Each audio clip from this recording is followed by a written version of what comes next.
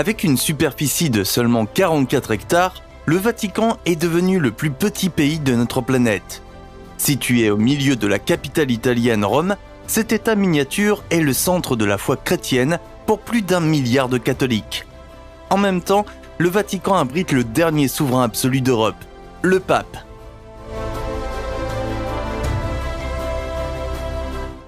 Le représentant revendiqué du Christ sur Terre combine les rôles législatifs, exécutifs et judiciaires en une seule personne et a toujours eu une grande influence sur la politique mondiale.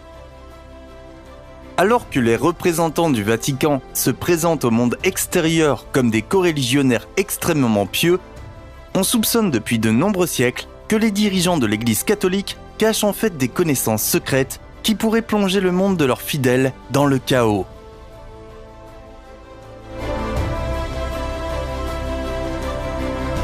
Avant de commencer, n'oubliez pas d'appuyer sur le bouton j'aime et d'activer la cloche de notification pour voir d'autres vidéos. Nous vous montrons maintenant quels sont les 10 secrets passionnants du Vatican qui contribuent à cette réputation douteuse. L'Évangile interdit. Selon le canon officiel de la Bible, Jésus-Christ ne s'est jamais marié, et encore moins engendré de descendants. Or, un document datant du VIe siècle, conservé dans les archives secrètes du Vatican, ébranlerait cette hypothèse de base. Plus précisément, il s'agit d'un manuscrit qui a été traduit du grec en syriaque. Les Écritures sont censées être le chaînon manquant de la vie de Jésus-Christ. Si le Nouveau Testament nous parle de la naissance du Messie et de son ministère avant la crucifixion, son adolescence et le début de son âge adulte sont complètement omis. Selon cette théorie controversée, Jésus-Christ serait tombé amoureux de Marie-Madeleine alors qu'il était un jeune adulte. De plus, le couple aurait même eu un enfant ensemble. Le seul problème avec ce texte est que pour qu'un texte soit considéré comme réellement inspiré par Dieu, il doit avoir été écrit à l'époque où Jésus parcourait réellement la terre, où l'auteur doit avoir reçu une permission spéciale pour écrire un tel texte. Mieux encore, dans presque toutes les situations, l'auteur était un membre de l'Église, un adepte de Dieu ou quelqu'un qui se convertissait plus tard à la foi. Cependant, comme ce texte a été écrit au VIe siècle, de nombreux historiens pensent qu'il manque de crédibilité.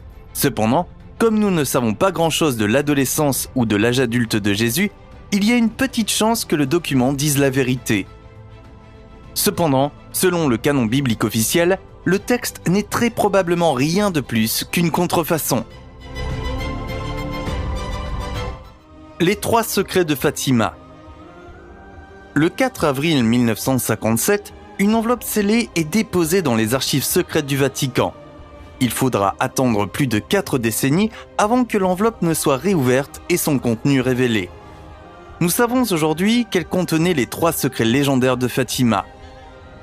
En détail, il s'agit des messages que 3 simples enfants bergers auraient reçus en 1917 lors d'une apparition de Marie. Cependant, la Sainte Vierge Marie aurait strictement interdit aux enfants de transmettre ces nouvelles connaissances. En 1927, l'un des enfants, Lucia dos Santos, aurait reçu la permission de révéler les 2 premiers secrets. Cependant, son ministre l'a obligée à brûler les prophéties qu'elle avait écrites. Près de 15 ans plus tard, les secrets étaient en possession d'un évêque et plus tard, ils se sont retrouvés entre les mains du Vatican. Le premier secret concerne une gigantesque mer de feu qui se cache dans les profondeurs de la terre. À l'intérieur se trouvent des démons diaboliques et des âmes tourmentées. Dans le deuxième secret, Marie met en garde contre une catastrophe dévastatrice. Si les êtres humains ne cessent pas d'offenser Dieu par leurs actions, le Seigneur des mondes provoquera des guerres cruelles et de graves famines. Enfin, la troisième révélation décrit une apocalypse et la chute finale du monde. En réalité, chacune de ces prophéties semble se réaliser. Après tout, la famine est inévitable à un moment donné dans le futur. Pire encore, nous savons que la fin du monde n'est peut-être pas loin si l'on considère le réchauffement climatique et la poursuite des guerres. Cependant, il n'existe pratiquement aucune preuve que cette soi-disant vision n'était rien de plus que l'imagination débridée d'un enfant. Livres interdits. En 1611, la Bible a été traduite pour la première fois du latin en anglais. À cette époque, les saintes écritures des chrétiens comptaient encore 80 livres. Si l'on compare la taille originale de la Bible avec ce qu'elle est aujourd'hui, on s'aperçoit rapidement qu'elle ne compte plus que 66 livres. En fait, en 1684, le Vatican a décidé de supprimer 14 livres qui formaient auparavant la fin de l'Ancien Testament. Avec d'autres écrits qui n'ont pas été inclus dans le canon officiel de la Bible, ces passages bannis sont désignés comme les livres apocryphes. Cette expression signifie quelque chose comme « sombre » ou « caché » dans la plupart des langues. Les sections supprimées par le Vatican comprennent les livres d'Esdras, de Tobie, de Judith et le livre de la sagesse. Le Vatican a également modifié la prononciation du nom de Jésus. Auparavant, il s'agissait encore de Jeshua. La raison pour laquelle les responsables ont décidé de supprimer d'un coup 14 livres de l'Ancien Testament fait encore aujourd'hui l'objet de débats passionnés. Certains ont suggéré que certains passages des écrits interdits ne correspondaient pas au concept de l'Église catholique romaine. Cependant, la raison pour laquelle le Vatican a modifié la parole de Dieu pour l'adapter à ses prétentions est incertaine. La plupart des historiens et des croyants chrétiens affirment que ces livres ne correspondent tout simplement pas au canon biblique. Après tout, historiquement parlant, la Bible ne contient aucune contradiction, à l'exception de quelques passages ponctuels qui ne sont pas parfaitement alignés les uns avec les autres. Cependant, cela se résume souvent à des simples erreurs de traduction. Cependant, en ce qui concerne le salut et l'histoire de Jésus-Christ, la Bible ne contient aucune contradiction. Cependant, certains des livres qui ont été supprimés ne semblent pas s'aligner sur tous les autres livres de la Bible, ce qui suggère qu'ils n'étaient peut-être pas des œuvres véritablement inspirées. Pire encore, certains de ces livres n'ont pas été écrits à la même époque que les autres livres, ce qui signifie qu'ils ne peuvent pas non plus être définitivement prouvés comme faisant partie du canon biblique. Combattre le diable. Ce qui, pour la plupart d'entre nous, n'est qu'une pratique douteuse et depuis longtemps dépassée du Moyen-Âge, faisait partie intégrante de la vie quotidienne du prêtre catholique romain Gabriele Amort. Les exorcismes. En 1986, l'Italien est devenu l'exorciste officiel du diocèse de Rome. Au cours de sa vie, Amort a traité plus de 70 000 personnes prétendument possédées par des êtres démoniaques. Le catholique, qui possédait un petit cabinet dans la cité du Vatican, a toujours défendu ses actions avec virulence devant la presse. Ainsi, le diable est un esprit presque invincible qui peut prendre des formes très diverses. Le simple fait que le Vatican ait prouvé plus de 70 000 exorcismes semble assez terrifiant. Un incident que le prêtre affirme avoir vécu au début des années 1980 est encore plus effrayant. Amort affirme que le diable avait réussi à pénétrer dans le Vatican à cette époque. Satan aurait alors tenté d'attaquer le pape Jean-Paul II. Susanna Maiolo aurait également été poussée par des forces démoniaques. Lors de leur attaque contre le pape Benoît XVI, déjouée en 2008, elle est parvenue l'année suivante à renverser le vicaire du Christ, brisant la jambe et la hanche du cardinal français Roger Etchegaray. 2 ans après l'incident, le pape a accordé une audience privée à son agresseur. Susanna a déclaré qu'elle regrettait cette attaque du fond du cœur. Benoît XVI lui a pardonné et lui a souhaité le meilleur pour l'avenir. Alors que des prêtres comme Gabriele Amort soupçonnaient la Suissesse d'être possédée par le diable, d'un point de vue médical, il semble plus probable qu'elle souffre d'une maladie mentale. L'exorciste est décédé le 16 septembre 2016 à l'âge de 91 ans. Des extraterrestres. Selon ses propres déclarations, le professeur russe Genrik Ludwig a eu accès aux archives secrètes du Vatican. Bien que cette histoire fasse encore l'objet de vifs débats et n'ait jamais été officiellement confirmée, examinons de plus près les événements qui se seraient déroulés dans les années 1920. L'histoire raconte que Ludwig a trouvé plus de 35 000 écrits dans les archives secrètes. En parcourant certains de ces textes anciens, le Russe a remarqué quelque chose qui n'avait aucun sens. En conséquence, les archives secrètes du Vatican contiendraient des traités interdits qui racontent comment des intelligences extraterrestres ont influencé les anciennes générations. Mais ce n'est pas tout. Ludwig aurait trouvé des documents historiques sur l'utilisation d'anciennes armes nucléaires. Comme le visiteur n'a bien sûr pas été autorisé à emporter les documents pertinents à l'extérieur, il n'a jamais pu prouver ces affirmations choquantes. Deux poids, deux mesures. La Cité du Vatican a une longue histoire de richesse, de pouvoir financier et de grande influence politique.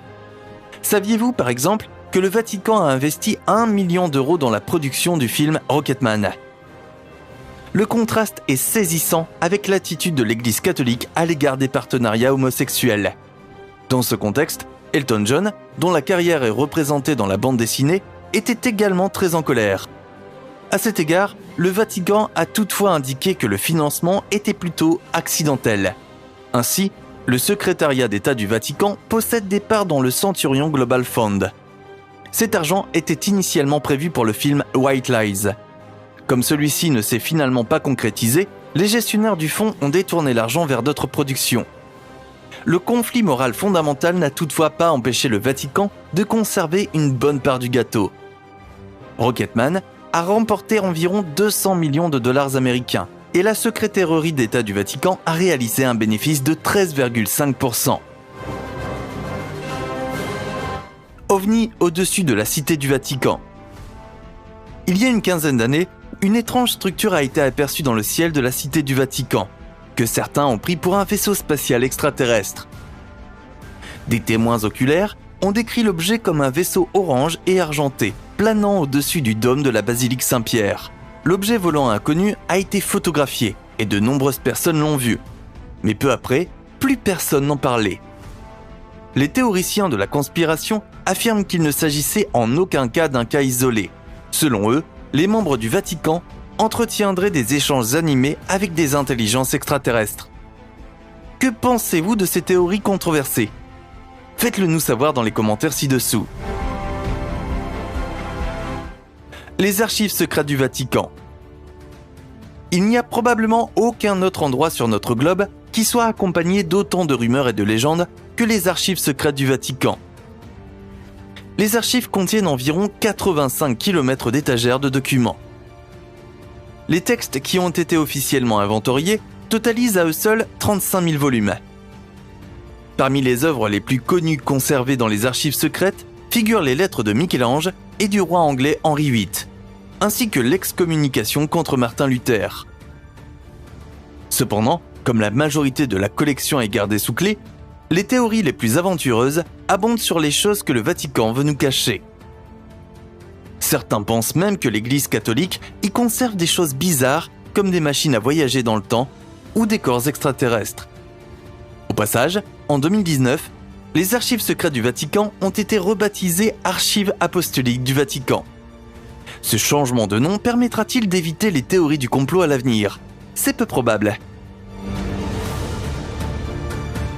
Crime. Le mot crime est un mot étranger là où environ 18 millions de fervents catholiques se réunissent chaque année pour célébrer leur foi chrétienne. N'est-ce pas ? Non, pas du tout. Car en vérité, l'État du Vatican a le taux de criminalité le plus élevé au monde. Ce qui ressemble à première vue à un véritable paradis pour criminels devient beaucoup moins dramatique lorsque l'on examine de plus près les crimes. Au lieu de meurtres et d'homicides involontaires, ce sont des délits mineurs comme le vol de sac à main qui sont à l'ordre du jour ici. Particulièrement amer pour les victimes, 90% de tous les crimes restent impunis. Dans la plupart des cas, les escrocs parviennent à s'échapper en Italie à temps. Mais même si les enquêteurs se font prendre par un gangster, ils sont confrontés à un problème de taille. La prison du Vatican ne peut accueillir que 2 détenus et n'est pratiquement jamais utilisée. Un procès bizarre. En l'an 897 a eu lieu l'un des procès les plus étranges de l'histoire.